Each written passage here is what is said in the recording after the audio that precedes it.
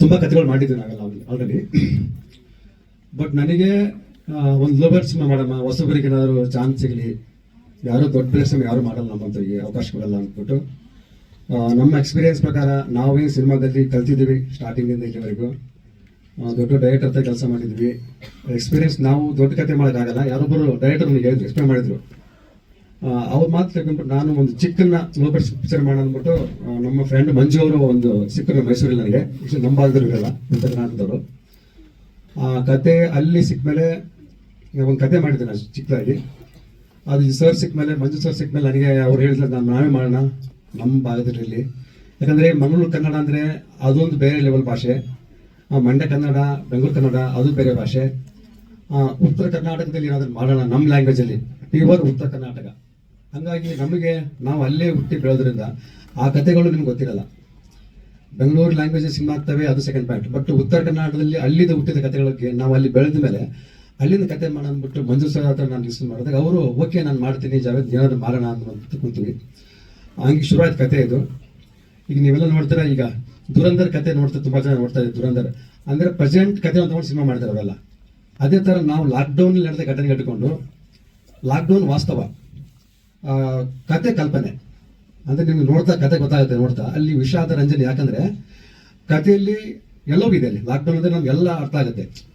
ತುಂಬ ಕಷ್ಟನೂ ಆಗಿದೆ, ಅದು ತುಂಬ ಇಷ್ಟನೂ ಆಗಿದೆ. ಕೊಡ್ತಾ ಇದ್ರು ನಮ್ಮದು ಉತ್ತರ ಕರ್ನಾಟಕ, ಅಲ್ಲಿಂದ ಇಲ್ಲಿಗೆ ಬಂದು ನಮ್ಮ ಸ್ವಂತ ಖರ್ಚಿಟ್ಕೊಂಡು ಆ್ಯಕ್ಟಿಂಗ್ ಮಾಡಿ ತುಂಬ ಕಷ್ಟನೇ ಅನುಭವಿಸಿದೆ. ಆದರೆ ಕ್ಯಾರೆಕ್ಟರ್ ಯಾವ ಥರ ಕೊಡೋರು ಅಂದರೆ ಡೈಲಾಗ್ ಇರೋದಿಲ್ಲ, ಸುಮ್ಮನೆ ಒಂದು ಕುಂದಿರ್ಸೋದು, ಒಂದು M L A right hand, ಏನೋ ಒಂದು ಸಣ್ಣ ಕ್ಯಾರೆಕ್ಟರ್ ಕೊಡೋದನ್ನ ಕೈ ಕೊಟ್ಟು ನಿಂದಿರಬೇಕು ಅಷ್ಟೇ.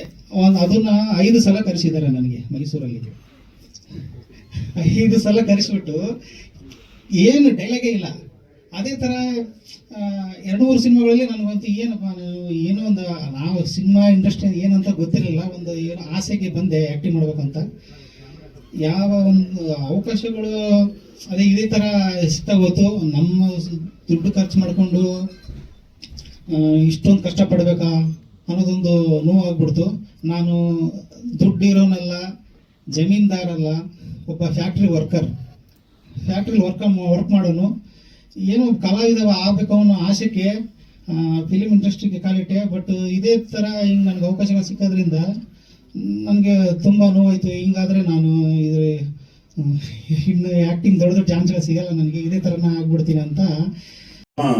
ಶೂಟಿಂಗ್ಗೆ ಅಂತ ನಮ್ಮನ್ನು ಕರೆಸಿದರು. ಅವರು ಅಲ್ಲಿ ನಮಗೆ ಪರಿಚಯ ಆದರು. ಒಂದು ನಂಟು ಬೆಳೆಸ್ಕೊಂಡು ಅಲ್ಲಿ ಪರಿಚಯ ಆದರು. ಆಮೇಲೆ ಇಲ್ಲ ಬಾವ, ನಾವು ಯಾವುದನ್ನ ಒಂದು ಸಿನಿಮಾ ಮಾಡಬೇಕು.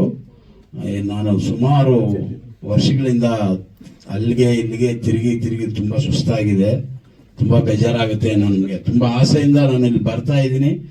ಅದೇ ನೋವಲ್ಲಿ ವಾಪಸ್ ಹೋಗ್ತಾ ಇದ್ದೀನಿ. ನಾನೇ ಒಂದು ಸಿನಿಮಾ ಮಾಡಬೇಕು ಅಂತ ನನ್ನ ಹತ್ರ ಹೇಳ್ಕೊಂಡಿದ್ರು ಅವರು. ನಾನು ಹೇಳಿದೆ, ಇವಾಗ ನೀನು ಇರೋ ಕಷ್ಟದಲ್ಲಿ ಅಷ್ಟು ದೊಡ್ಡ ಸಿನಿಮಾ ಮಾಡೋದು ಸಾಧ್ಯ ಇಲ್ಲ, ಟ್ರೈ ಮಾಡು, ಆಗುತ್ತೆ ಅಂತ ಹೇಳಿದೆ. ಸರ್ ನೀವೆಲ್ಲ ಸಪೋರ್ಟ್ ಮಾಡಿದ್ರೆ ನಾನು ನಿಂತ್ಕೊಂಡು ಮಾಡ್ತೀನಿ ಅಂತ ಹೇಳಿದ್ರು.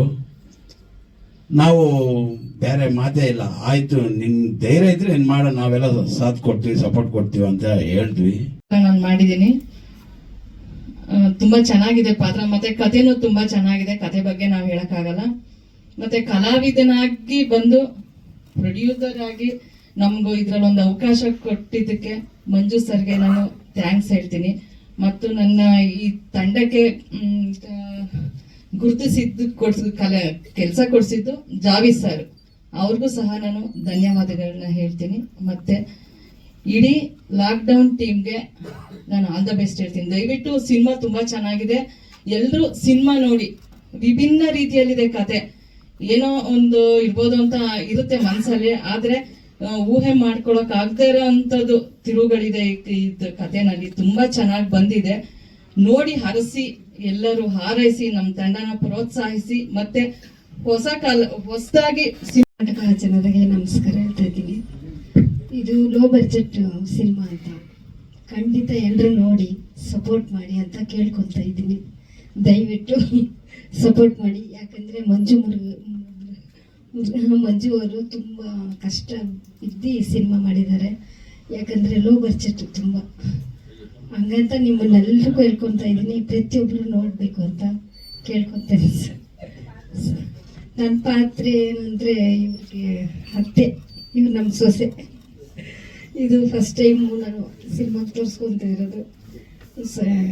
ಹೆಂಗಿದ್ರೂ ಸ್ವಲ್ಪ ಅಡ್ಜಸ್ಟ್ ಮಾಡ್ಕೊಳ್ಳಿ, ಸಪೋರ್ಟ್ ಮಾಡಿ ನನಗೆ.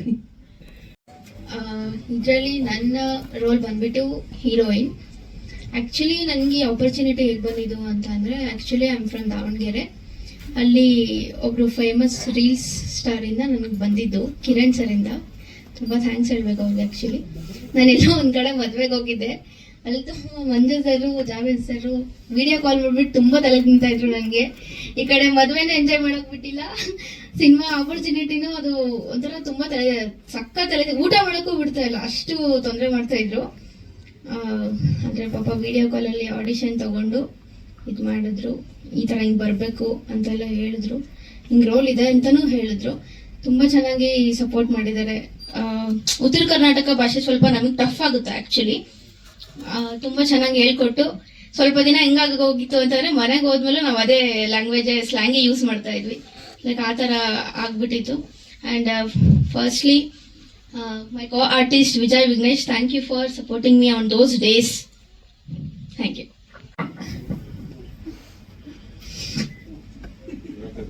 ನರ್ವಸ್ ಆಗಿದೆ, ಏನು ಮಾತಾಡೋದು ಅಂತಲೇ ಗೊತ್ತಾಗ್ತಿಲ್ಲ. ನನ್ನ ಹೆಸರು ವಿಜಯ್. ಈ ಚಾನ್ಸ್ ನಾನು ಕೊಟ್ಟಿದ್ದು ಮಂಜು ಮುದ್ಗಲ್ ಫಸ್ಟ್ ಅವ್ರಿಗೆ ನಾನು ಥ್ಯಾಂಕ್ಸ್ ಹೇಳೋಕ್ಕೆ ತುಂಬ ಇಷ್ಟಪಡ್ತೀನಿ. ಎಲ್ಲೋ ಕಾಲೇಜಲ್ಲಿ ಓದ್ತಿದ್ದೆ, ಫಿಲಮ್ ಇಂಡಸ್ಟ್ರಿ ಮೇಲೆ ಒಂದು ಆಸೆ ಇತ್ತು, ಹೋಗಿ ಫಿಲಮ್ ಇಂಡಸ್ಟ್ರಿಯಲ್ಲಿ ಒಂದು ಡೈರೆಕ್ಟ್ ಮಾಡಬೇಕು ಅಂತ ಆಸೆ ಇತ್ತು. ಬಟ್ ಆ್ಯಕ್ಟ್ ಮಾಡ್ಬೇಕಂತ ಆಸೆ ಇರಲಿಲ್ಲ. ಆದರೆ ನಿನ್ನ ಕೈಯಲ್ಲಿ ಆಗುತ್ತೆ ಆ್ಯಕ್ಟ್ ಮಾಡು ಅಂತ ಹೇಳ್ಬಿಟ್ಟು ನಮ್ಮನ್ನ ಎಂಕರೇಜ್ ಮಾಡಿ, ನಿನ್ನ ಕೈಯಲ್ಲಿ ಆಗುತ್ತೆ, ನೀನೇನೋ ಒಂದು ಮಾಡ್ತೀಯ, ಬಾ ಬಾ ಬಾ ಅಂತ ಹೇಳ್ಬಿಟ್ಟು ನನಗೆ ಒಂದು ಹುಮ್ಮಸ್ನ ತುಂಬಿಸಿ ಕರ್ಕೊಂಬಂದಿದ್ದು ಮಂಜು ಮುದ್ಗಲ್ ಸರ್. ತುಂಬ ತುಂಬ ಥ್ಯಾಂಕ್ಸ್. ಮತ್ತೆ ಡಿಗ್ರಿ ಫೈನಲ್ ಇಯರ್. ಹೌದು, ಅದೇ ರೀತಿ ನಮ್ಮ ಡೈರೆಕ್ಟರ್ ಸರ್ ಕೂಡ ನೋಡಿ ಅವರು ಇಲ್ಲ ಇವನು ಸೆಟ್ ಆಗಲ್ಲ, ತುಂಬ ಸಣ್ಣಕ್ಕಿದ್ದಾನೆ ಹಂಗೆ ಅಂತ ನಾವು ಅವ್ರೇನಾದ್ರು ಹೇಳ್ಬೇಕಾಗಿದ್ರೆ ಅಲ್ಲೇ ಹೇಳಿರೋರು. ಆದರೆ ಅವ್ರೇನು ಹೇಳಿಲ್ಲ, ನಿನ್ನ ಹತ್ರ ಟ್ಯಾಲೆಂಟ್ ಇದೆಯೋ ಇಲ್ವೋ ಗೊತ್ತಿಲ್ಲ, ಅದು ಕಾನ್ಫಿಡೆನ್ಸ್ ಇದೆಯಾ ಅಷ್ಟು ಸಾಕು, ನಾನು ಮಾಡಿಸ್ತೀನಿ ಬಾ ಅಂತ ಹೇಳ್ಬಿಟ್ಟು ಕರ್ಕೊಂಡು ಹೋದರು. ಅವ್ರಿಗೂ ತುಂಬ ತುಂಬ ಥ್ಯಾಂಕ್ಸ್. ಕೊನೆಯದಾಗಿ ದೊಡ್ಡ ಥ್ಯಾಂಕ್ಸ್ ನಮ್ಮ ತಂದೆ ತಾಯಿಗೆ.